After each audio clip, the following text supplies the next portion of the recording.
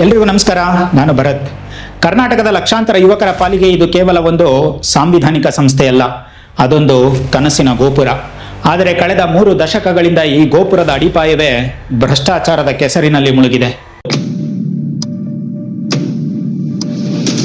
ಅರ್ಹತೆಗಿಂತ ಹಣಕ್ಕೆ ಇಲ್ಲಿ ಬೆಲೆ ಹೆಚ್ಚು ಎಂಬ ಆರೋಪ ಇಂದು ನೆನ್ನೆಯದಲ್ಲ. ಸಂವಿಧಾನದ 315ನೇ ವಿಧಿಯ ಅಡಿಯಲ್ಲಿ ಸ್ಥಾಪಿತವಾದ KPSC Karnataka public service commission ಇಂದು ಹೇಗೆ ಕರ್ನಾಟಕ ಪಬ್ಲಿಕ್ ಸ್ಕ್ಯಾಮ್ ಕರಪ್ಷನ್ ಆಗಿ ಬದಲಾಯಿತು. ಇಲ್ಲಿ ಅಧಿಕಾರಿಗಳ ಆಯ್ಕೆ ನಡೆಯುತ್ತಿರುವುದು ಅರ್ಹತೆಯ ಮೇಲೆಲ್ಲ, ಬದಲಾಗಿ ರೇಟ್ ಕಾರ್ಡ್ಗಳ ಮೇಲೆ. ಈ ಬ್ರಹ್ಮಾಂಡ ಭ್ರಷ್ಟಾಚಾರದ ಹಿಂದಿನ ಕರಾಳ ಮುಖಗಳನ್ನು ಅರ್ಥ ಮಾಡ್ಕೊಳ್ಳೋಣ. Let's get in.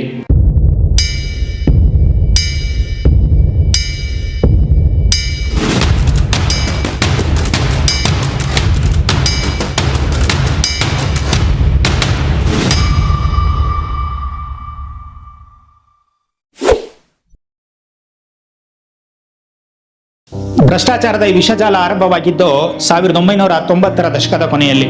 1998, 1999 ಮತ್ತು 2004ರ ಬ್ಯಾಚ್ಗಳ ನೇಮಕಾತಿಯಲ್ಲಿ ನಡೆದ ಅಕ್ರಮಗಳು ರಾಜ್ಯವನ್ನೇ ಬೆಚ್ಚಿ ಬೀಳಿಸಿದವು. ಅಂಕಗಳ ತಿದ್ದುಪಡಿ, ನಕಲಿ ಜಾತಿ ಪ್ರಮಾಣ ಪತ್ರಗಳ ಬಳಕೆ, ಹೀಗೆ ಸಾಲು ಸಾಲು ಅಕ್ರಮಗಳು ಸಿಐಡಿ ತನಿಖೆಯಲ್ಲಿ ಸಾಬೀತಾದವು. ಅಂದು ನಡೆದ ಹಗರಣದಲ್ಲಿ 316 ಅಧಿಕಾರಿಗಳು ಅಕ್ರಮವಾಗಿ ಆಯ್ಕೆಯಾಗಿದ್ದರು ಎಂದು ಸಿಐಡಿ ವರದಿ ಹೇಳಿತ್ತು.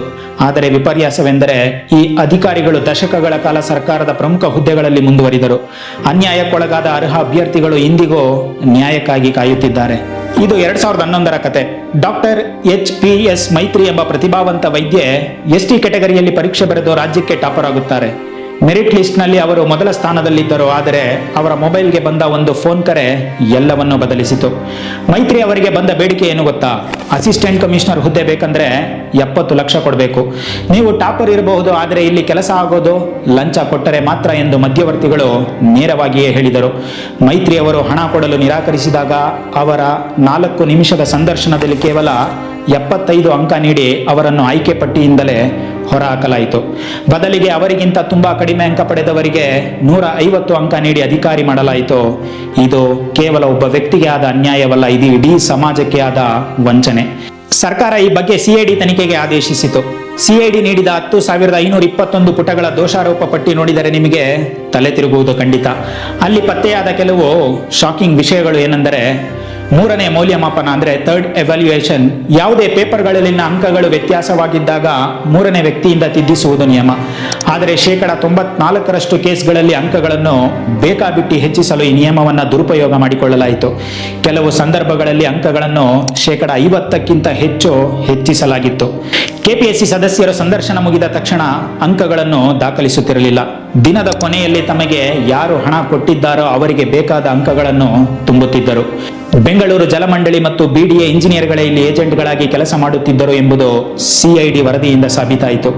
ಒಂದೇ ವಿಷಯದ ಅಭ್ಯರ್ಥಿಗಳಿಗೆ ಆದ್ಯತೆಯನ್ನು ನೀಡುವುದು. ಉದಾಹರಣೆಗೆ, ಭೂಗೋಳಶಾಸ್ತ್ರ ವಿಷಯವನ್ನು ಆರಿಸಿಕೊಂಡ ಅಭ್ಯರ್ಥಿಗಳಿಗೆ ಉದ್ದೇಶಪೂರ್ವಕವಾಗಿ ಹೆಚ್ಚಿನ ಅಂಕಗಳನ್ನು ನೀಡಲು 15 ಅನಧಿಕೃತ ಮೌಲ್ಯಮಾಪಕರನ್ನು ಕೂಡ ಬಳಸಲಾಗಿತ್ತು.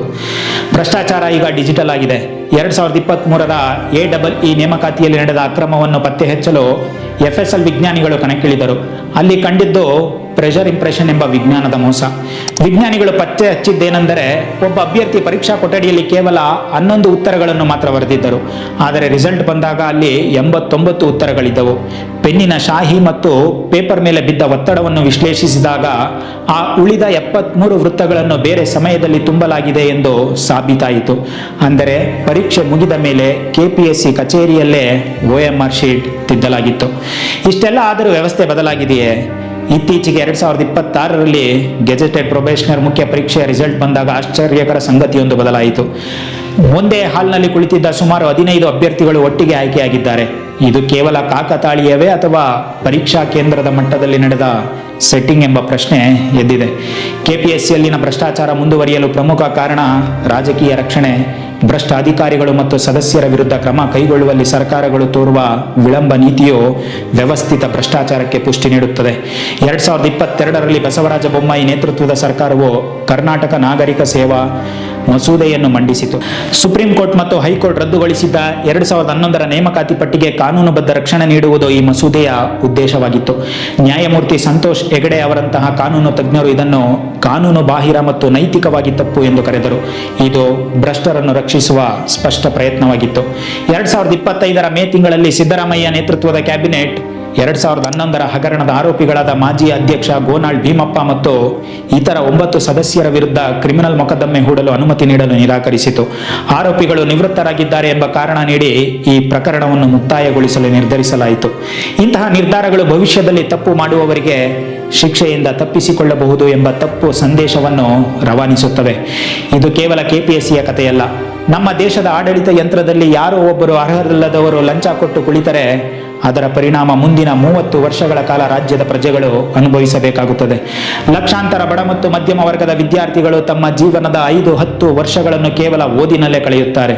ಅವರ ಕನಸುಗಳು ಈ ರೀತಿ ಹರಾಜಿಗಿಡುವುದು ಸಂವಿಧಾನಕ್ಕೆ ಮಾಡುವ ದ್ರೋಹವಲ್ಲವೇ? ಇಲ್ಲ ಅಂದ್ರೆ ಕೆಪಿಎಸ್ಸಿ ಅವರು ನೋಟಿಫಿಕೇಶನ್ ಬಿಡೋ ಬದಲು ಒಂದು ರೇಟ್ ಕಾರ್ಡ್ ಫಿಕ್ಸ್ ಮಾಡಿ ನೋಟಿಫಿಕೇಶನ್ ರೂಪದಲ್ಲೇ ಬಿಟ್ಟು ಬಿಡಿ. ಇಂತಹ ಹುದ್ದೆ ಇಷ್ಟು ರೇಟ್ ಅಂತ ಮೊದಲೇ ಗೊತ್ತಾದ್ರೆ ನಮ್ಮ ಹುಡುಗರು ಟೈಮ್ ಆದ್ರೂ ಸೇವ್ ಆಗುತ್ತೆ, ಅವರು ಬೇರೆ ಏನಾದರೂ ಕೆಲಸ ನೋಡ್ಕೋತಾರೆ. ನಾಚಿಕೆ ಆಗಬೇಕು ನಿಮಗೆ. ಒಂದು ಎಕ್ಸಾಮ್ ಸರಿಯಾಗಿ ಕಂಡಕ್ಟ್ ಮಾಡೋಕೆ ಬರಲ್ಲ ಅಂದಮೇಲೆ ಈ ಸಂಸ್ಥೆ ಆದರೂ ಯಾಕೆ ಬೇಕು? ಸುಮ್ಮನೆ ನಮ್ಮ ಟ್ಯಾಕ್ಸ್ ಮನಿ ತಿಂದು ಹೊಟ್ಟೆ ದಪ್ಪ ಮಾಡ್ಕೊಂಡು ಕುತ್ಕೊಳ್ಳೋಕ್ಕೆ ಮಾತ್ರ ನೀವು ಸರಿಯಾಗಿದ್ದೀರಾ? ಕರ್ನಾಟಕ ಲೋಕಸೇವಾ ಆಯೋಗವು ಎದುರಿಸುತ್ತಿರುವ ಭ್ರಷ್ಟಾಚಾರದ ಕ್ಯಾನ್ಸರ್ ಕೇವಲ ತೇಪೆ ಹಚ್ಚುವ ಸುಧಾರಣೆಗಳಿಂದ ಗುಣವಾಗುವುದಿಲ್ಲ. ಇದಕ್ಕೆ ವ್ಯವಸ್ಥಿತವಾದ ಶಸ್ತ್ರಚಿಕಿತ್ಸೆಯ ಅಗತ್ಯವಿದೆ. ಕಳೆದ 3 ದಶಕಗಳ ಹಗರಣಗಳು ಕೆಪಿಎಸ್ಸಿಯನ್ನು ನೈತಿಕವಾಗಿ ಪತನಗೊಳಿಸಿವೆ. 2011 ಗೆಜೆಟೆಡ್ ಹಗರಣದಿಂದ ಹಿಡಿದು 2024 OMR ತಿದ್ದುಪಡಿ ಪ್ರಕರಣದವರೆಗೆ ಭ್ರಷ್ಟಾಚಾರವು ತನ್ನ ರೂಪವನ್ನು ಬದಲಿಸಿದೆಯೇ ಹೊರತು ಪ್ರಮಾಣವನ್ನಲ್ಲ.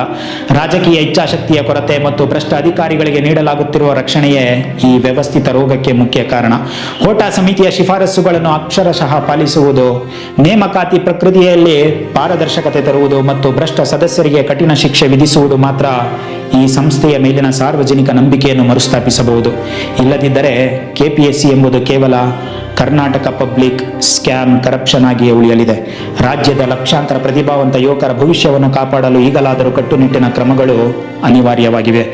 ಈ ಬಗ್ಗೆ ನಿಮ್ಗೇನು ಅನಿಸುತ್ತೆ ಅನ್ನೋದನ್ನು ಕಮೆಂಟ್ನಲ್ಲಿ ತಿಳಿಸಿ. ಹಾಗೆ ವಿಡಿಯೋ ಇಷ್ಟ ಆಗಿದ್ರೆ ಲೈಕ್ ಮಾಡಿ, ಶೇರ್ ಮಾಡಿ ಮತ್ತು ನಮ್ಮ ಚಾನಲ್ಗೆ ಸಬ್ಸ್ಕ್ರೈಬ್ ಆಗೋದನ್ನು ಮರಿಬೇಡಿ. ನಮಸ್ಕಾರ.